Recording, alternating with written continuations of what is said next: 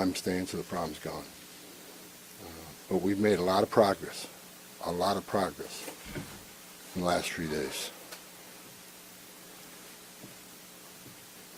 Marcos Charles, he's running ICE operations here. There you go. Rodney Scott, Commissioner of Customs and Border Protection, standing here beside me. Good morning, I'm Tom Homan, the Border Czar for President Trump. I'm here on behalf of the President, along with U.S. Commissioner for U.S. Customs and Border Protection, Rodney Scott, and Marcos Charles, who's leading the enforcement effort here right now. I've been on the ground since Monday to regain law and order in the city beloved by many, and work together to remove threats from the community. During the past administration, we'll all remember, more than 10 million illegal aliens entered this nation. Many were national security threats, public safety threats. We can't remember over 2 million known gotaways. 2 million people who paid more to get away. Why? That should scare the hell out of everybody. President Trump promised American people, including the residents of Minnesota, that he would work to ensure our communities are safe. And with that, this administration is absolutely focused on identifying removal aliens that pose a public safety threat and national security threats. And the numbers prove it. The data proves it. In the past few days, I've met with Governor Walz, Attorney General Ellison, Mayor Frey, numerous police chiefs and sheriffs, and I have more to meet. I'll also be continuing the dialogue with business and religious leaders in partnership with Minnesota, your community leaders. I'll be meeting with them too because I want to hear what they have to say. In my meetings with folks so far, and most importantly the governor and the AG, the Mayor Frey, we didn't agree on everything. I didn't expect to agree on anything. I've heard many people want to know why we're talking to people who they don't consider friends in administration. Bottom line is you can't fix problems if you don't have discussions. I didn't come to Minnesota for photo ops or headlines. You haven't seen me. I came here to seek solutions, and that's what we're going to do. And we've come a long way, and we got some good wins for the people of Minnesota, I think, and for the administration and for the safety and security of this city. One thing we did agree on, though, everybody I talked to agreed on, was that community safety is paramount. One thing we all agreed on was U.S. Immigration Customs Enforcement is a legitimate law enforcement agency that has a duty to enforce the laws enacted by Congress and keep this community safe. Like I've said many times for the last several years, even before this administration, jurisdictions that refuse to cooperate with federal immigration authorities are sanctuaries for criminals.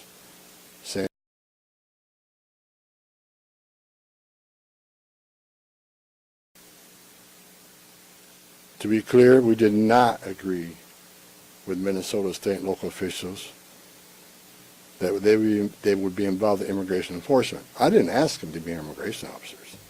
I'm asking them to be cops working with the cops to help us take criminal aliens off the street.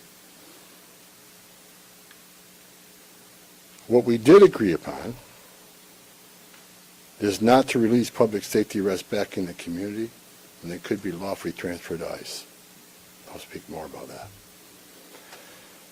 I will highlight that the Minnesota State Prison System under the Department of Corrections have been honoring ICE detainers. And we appreciate that important collaboration, and we're going to expand upon that. That decision has made Minnesota safer, not only for residents of Minnesota, but the men and women law enforcement. Not just ICE, all law enforcement. Rather than arresting the same public safety threat, significant public safety threat over and over again, they agree to work with us to identify those people and remove them. I'm also pleased to announce I had a very good meeting with Attorney General Ellison, and he has clarified for me that county jails may notify ICE of the release dates of criminal public safety risks so ICE can take custody of them upon their release from the jail. And let me tell you why that's important. I know people are a lot concerned about the manpower has been set in law enforcement manpower. Look, I've said this many times before. I've said it for the last several years. Give us access to the illegal alien public safety threat and the safety and security of a jail. It's common sense. It's safer for the community, it's safer for the agent, and it's safer for the alien. Because anything can happen on a street arrest. It just makes common sense. And for the people that argue, well, we're a welcoming community because we want victims and witnesses of crime that are here illegally to feel safe to come to police without fear they're working with ICE, we're not going to talk to the victim and witness of crime. There's no problem there. They should feel safe to come to police and ask for help. All we want is to talk to the person that local and state law enforcement authorities locked in a jail cell. They chose to lock this person up. That's who we want to talk to, the public safety threat. So that argument is that protects victim witnesses of crime.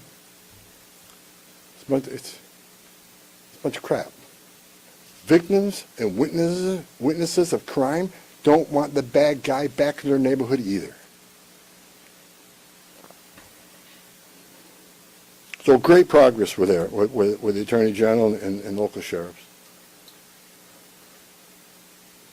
And one thing, when we have these agreements, it takes less law enforcement agents to do the job.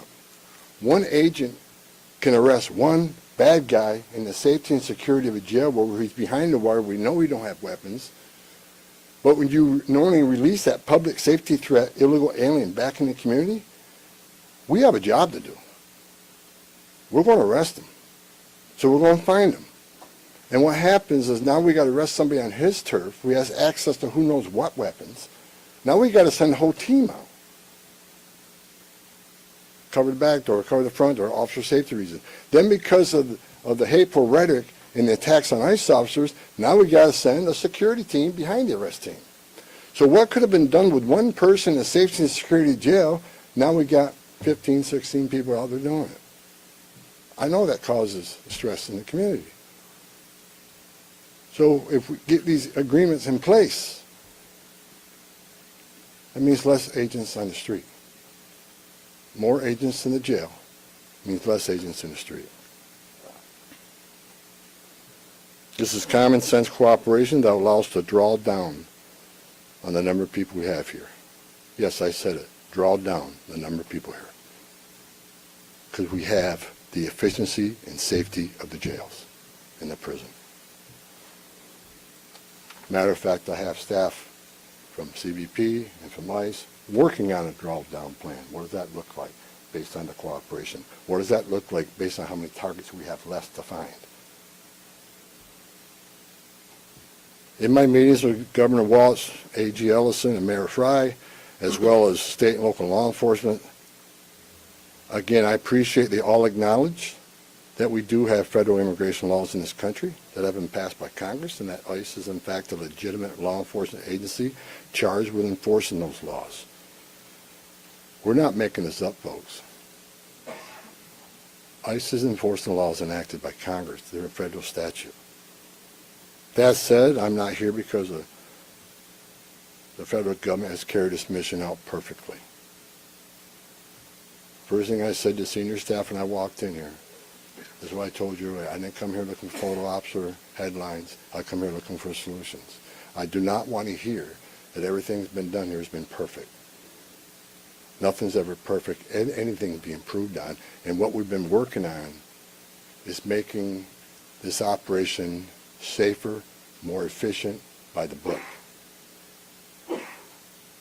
The mission is going to improve because of the changes we're making it internally. No agency or organization is perfect.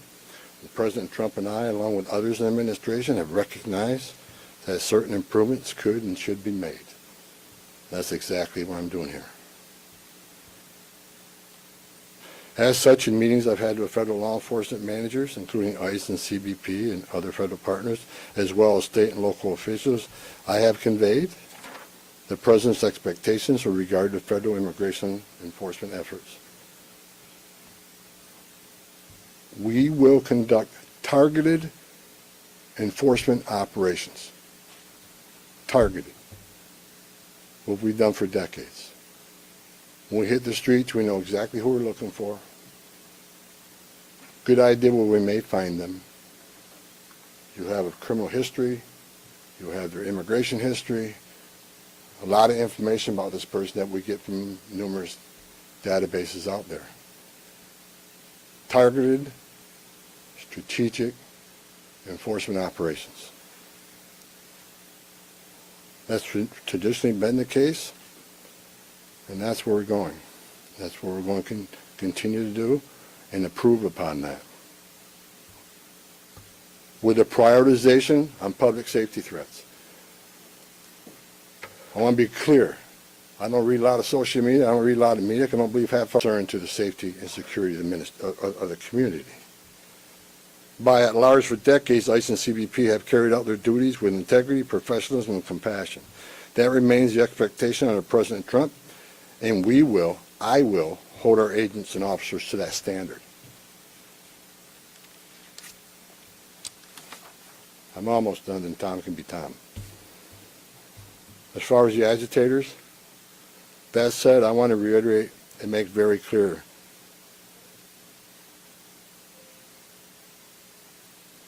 I want to make it clear, ICE and CBP officers are performing their duties in a challenging environment, under tremendous circumstances, but they're trying to do it with professionalism. If they don't, they'll be dealt with. Like any other federal agency, we have standards of conduct. They are sworn law enforcement officers working tirelessly to enforce our country's border security and immigration laws, protecting the interests of our country and preventing dangerous people from walking the streets of this nation when they're not supposed to be here to begin with. Men and women of ICE, I was a Border Patrol agent. I was an ICE agent. I was the first ICE director that came up through the ranks. I spent over 40 years doing this. These men and women that carry that badge and gun are American patriots. They put themselves on the line for this nation every day. But I want you to remember, they don't hang their badge, they don't hang their heart on a hook every day they come to work. They're mothers and fathers too. They're sons and daughters too. And if they've seen a fraction of the tragedies I've seen in my career, they take a lot of damage home to it every day. The things they've seen, especially on the border with Border Patrol agents. People drowning in the river. Women being raped by criminal cartels. Giving CPR to a baby that was thrown in the river by the cartels because Border Patrol came too close. So let's throw the baby in the river. That way the Border Patrol was concentrating on that so I can get away. These men and women see some terrible things. But I want you to remember, they're mothers and fathers too. Many of them are members of this community. God bless every one of them. The hostile rhetoric and dangerous threats and hate must stop. And we all agreed to that. All everybody met here today, we got to stop the rhetoric, the hateful rhetoric that has caused an increase in assaults. That has caused, because of that, having to send security teams out with arrest teams, which surge the city with additional resources because of the rhetoric, because of the threats, because of the assaults. Again, with the agreements we've achieved and following through the agreements, with the rhetoric dropping down, that allows us to pull more agents out once we feel the environment's safer.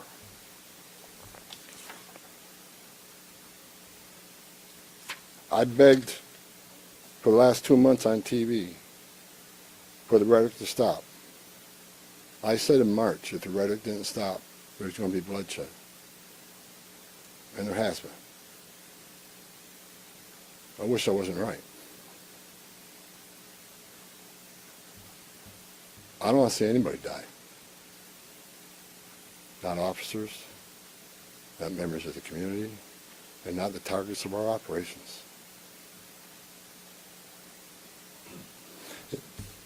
For the people out there who don't like what ICE is doing, if you want certain laws reformed, then take it up with Congress. Again, ICE is making this up. They're enforcing laws enacted by Congress and signed by the President. The same laws have been on the books for the last 6 presidents I worked for. I started with President Reagan and ending with President Trump. Every administration, we enforce the same laws. If you don't like what ICE is doing, instead of protesting this building, go protest Congress. Tell me you want changes. You have your First Amendment rights, I support that. You have the right to protest. I'm just asking you to keep it peaceful. But threatening law enforcement officers, engaging in impeding and obstruction and assault is never okay. And there will be zero tolerance. You interfere, impede, assault an ICE officers, you will be arrested. Like I said a bit earlier in my meetings with Governor Walton, Ellison, and Frey, as well as state and local law enforcement, I appreciate they acknowledge this, that public safety should be paramount. The chiefs I've talked to committed to responding to 911 calls when protesters turn violent, agents are in a dangerous situation, and there's assaults. They have committed to upholding public safety and responding to the needs. Not to enforce immigration law, but to keep the peace. With that, I call upon those officials to stand shoulder to shoulder with us to tone down the dangerous rhetoric and condemn all unlawful action against law enforcement in the community. There are many ways your voice can be heard, express your feelings, and affect change in the country without crossing that line. Political and other disagreements in this realm should not be at the expense of public safety or the safety of federal law enforcement officers. In closing, I want to thank the state and local officials here in Minnesota that I met with and the many I'm going to meet with.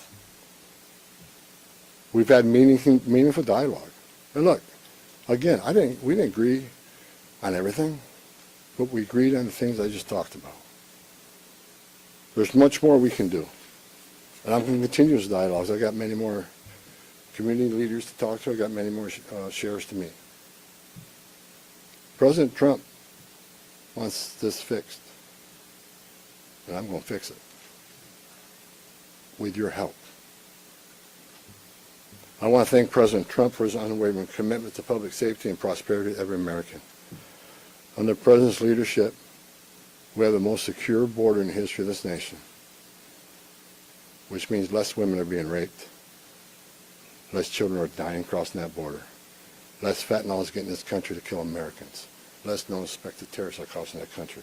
And we don't have 2 million unknown gotaways. We don't know who the hell they are. A secure border, we have stronger national security. A secure border saves lives. When 96% less people are coming, how many women aren't being sucked to by members of the cartel? How many people aren't dying making that journey? How many Americans aren't dying of fentanyl overdoses? How many women and children aren't being sex trafficked in this nation?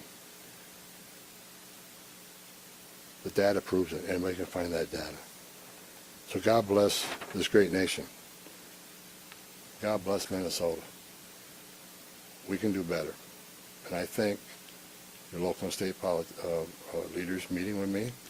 We made some significant gains, significant coordination and cooperation, and you're going to see some massive changes occurring here in this city. Thank you. Mr. Rules of Engagement Hold on, right here. Thank you so much, Mr. Homan, Yolanda Delorto with the Associated Press. Based on how you have described these changes in the mission, can you be more specific about the objectives of Operation Metro Surge? If what you have described changes the parameters for interior enforcement only in Minnesota or also in Maine and other places? And finally, when would you consider that those objectives will be achieved and this operation will end? Is it in terms of agents on the ground, in terms of who you are targeting for arrests? The withdrawal of law enforcement resources here is dependent upon cooperation. Like I said, one agent arresting one bad guy in the jail means less agents on the street. We have some agreements. We got more to talk about how we're going to implement these agreements. But as we see that cooperation happen, then the redeployment will happen. Look, target enforcement operations should happen across the nation. That's what we've done for decades. And with target enforcement operations, I've done many of them. It just makes it safer for everybody. When we know exactly what we're looking for, what is his criminal history, what is his immigration history, where's he live, is he in an apartment complex versus a house, has he got a known record for having weapons, it's safer for everybody. Then we know what type of resources we need to go. And, it just makes this operation cleaner, more efficient, and it's proven less violence when we know exactly what we're getting into and we can take the necessary precautions to keep everybody safe.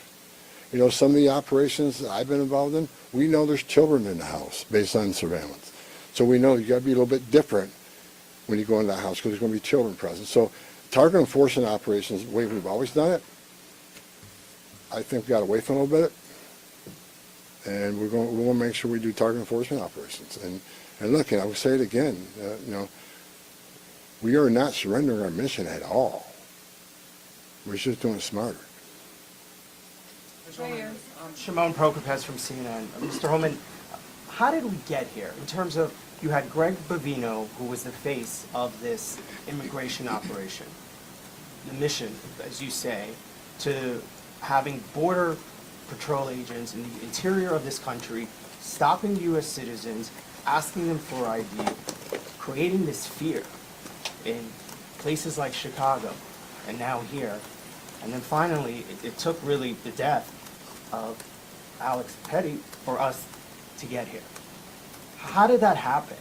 Who made the decisions to allow this kind of operation to proceed in this way and to create such fear?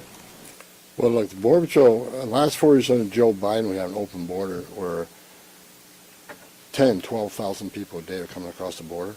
Border Patrol got overwhelmed, which means we sent thousands of ICE agents down there to help deal with that humanitarian crisis, to help secure the border. Now we have millions of people released in this nation, many unvetted. Now we got to find them. Before the big, beautiful bill, we had a total just under 5,000 deportation officers to look for millions of people, many in public safety threats. So yes, we needed Border Patrol to come and help on our mission now. And reason for the massive deployment is because of the threats, because of the violence. Our officers need to be protected. If I'm on an operation, an arrest team, I'm going to a house, I got to be busy with that guy, the dangerous guy, and I can't keep looking over my shoulder at what's happening outside the house. So we brought extra resources in to provide that security. And as I said, as we drill down on these great agreements we got, this great understanding we have means less. So we can draw down those resources. When the violence decreases, we can draw down those resources. But based on the discussions I've had with the governor and the AG, we can start drawing down those resources as far as those looking for public safety threats being released, and do it in the jail with much less people. So the drawdown is going to happen based on these agreements. But the drawdown can happen even more if the hateful rhetoric and the impediment and interference will stop. So Border Patrol, I was a Border Patrol agent. These men and women are patriots. God bless them. They're here to help us. And the drawdown will come soon, depending on when this actually, I see this in play. But the agreements to have alone is going to cause a significant drawdown. So you're going to see a drawdown. Just on a personal, Go ahead, Ben. you've been doing this Ben, for go 40 ahead. years. Just a Tom Homan. follow-up. Ben, go ahead. No. First off, Ben Burkbaum, Real America's Voice News. On behalf of the American people, I just want to say thank you to you and to all of the agents that are putting their lives on the line to go after the people that were allowed in the last administration. We watched that happen in the media, the honest media, covered up by many of the media that are behind me.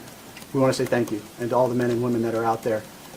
Can you talk to us about what's being done with the leadership on these signal chats, on these WhatsApp chats that are organizing the attacks against you, the obstruction against you? Are we going to be arresting those individuals as well? And to the folks out there in America that voted for this, that want mass deportations because they saw a mass invasion under Joe Biden, what would you say to them? How are we going to get to that point? Well, first of all, about the organization and the funding of the attacks on ICE. I'm not going to answer a lot about that because I'm not going to show our hand, but they'll be held accountable. Justice is coming. Again, we got to all remember why the question from CNN, why are we here? What started this? 4 years of an open border, where millions of people are letting this country unvetted. Remember, let's not forget, for 4 years we were told the border was secure. 4 years we were told the border was secure, and we all knew it wasn't. And I want this to be a positive thing we're doing here today. I also want to remember the politicians are continually attacking us. Where were they the last 4 years when the number of women, children, sex trafficking went all-time high? Where were they when 250,000 Americans died from fentanyl coming across the border? Where were they when women and children are dying making that journey? Where were they where over 4,000 aliens making that journey died, historic record? Where were they? Not a word. Now we're just trying to respond to what happened the last 4 years and keeping this country safe. And we're arresting a lot of public safety threats, take them off the streets, which makes this country safer. President Trump promised to make this country safe again, and that's what we're doing. But my 2.5 days up here, we made a lot of progress. I think everybody agrees on the criminal and public safety threats. They agree it's much safer and easier to arrest an alien in a facility than send a whole team out in the field that's going to draw anger, because now we got to send a bunch of people to do something that could have been done by 1 or 2 people. And I've said this for years. I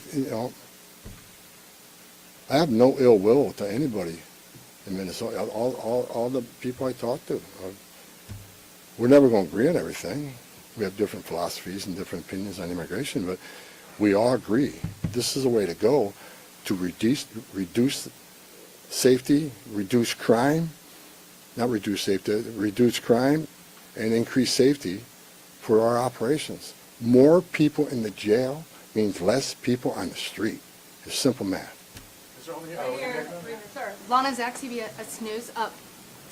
Everybody I've spoken with agrees that if somebody has a violent criminal history and is a fugitive, they don't want them as their neighbor.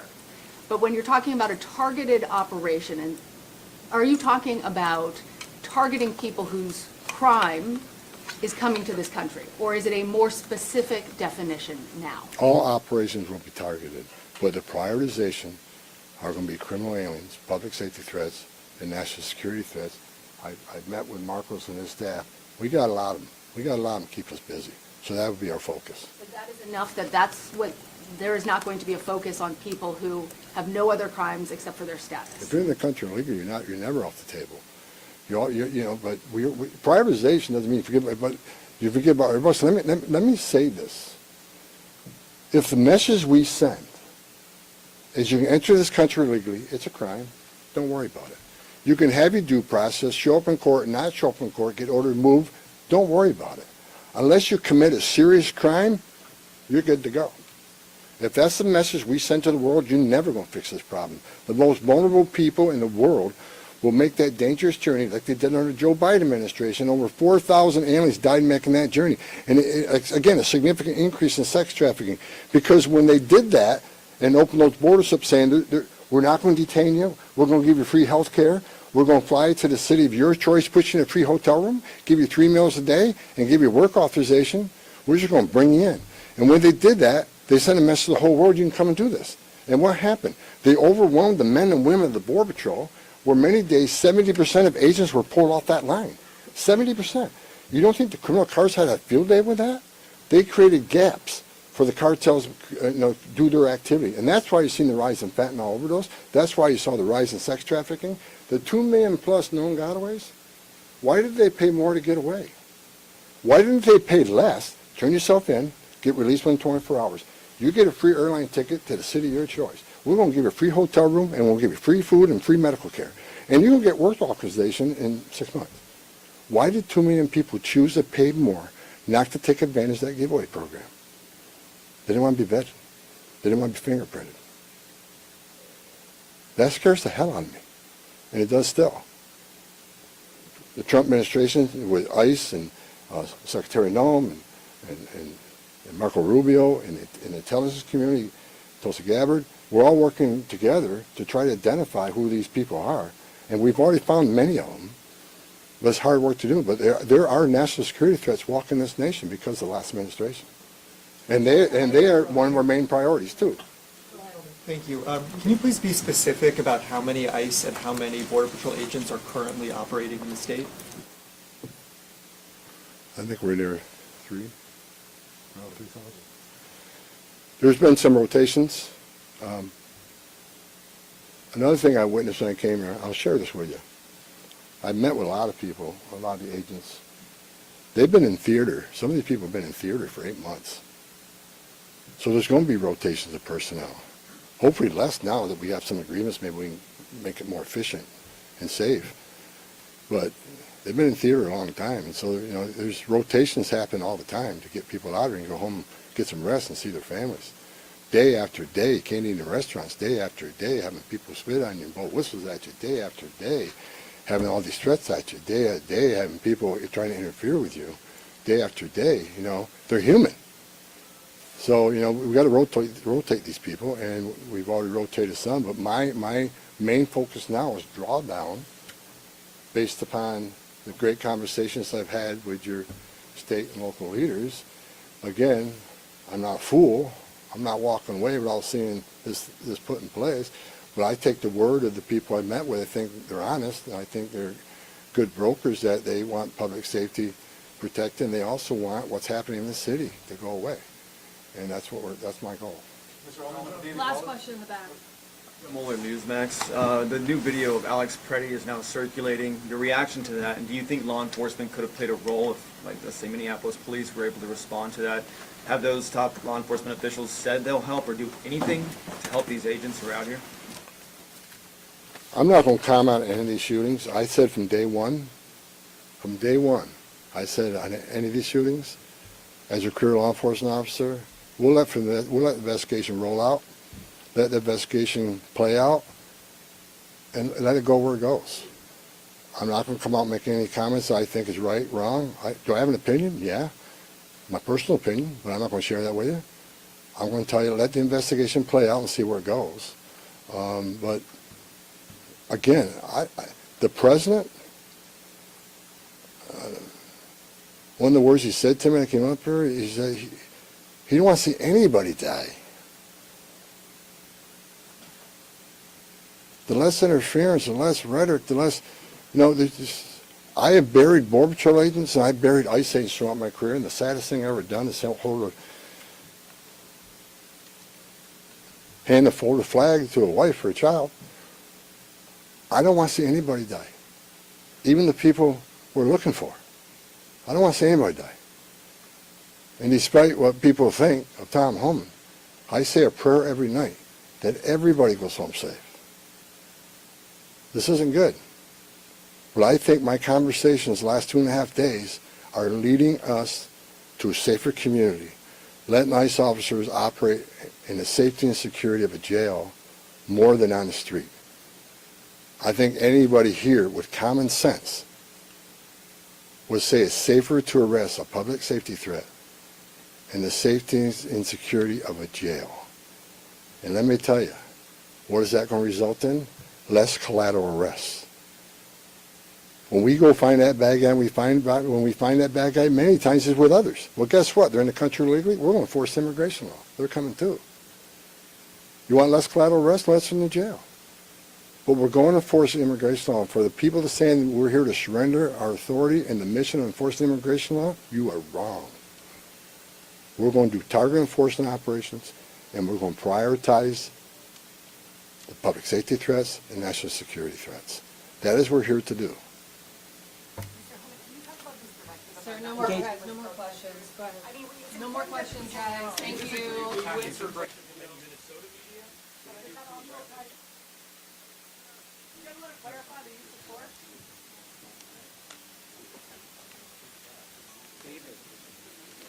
David, let's go.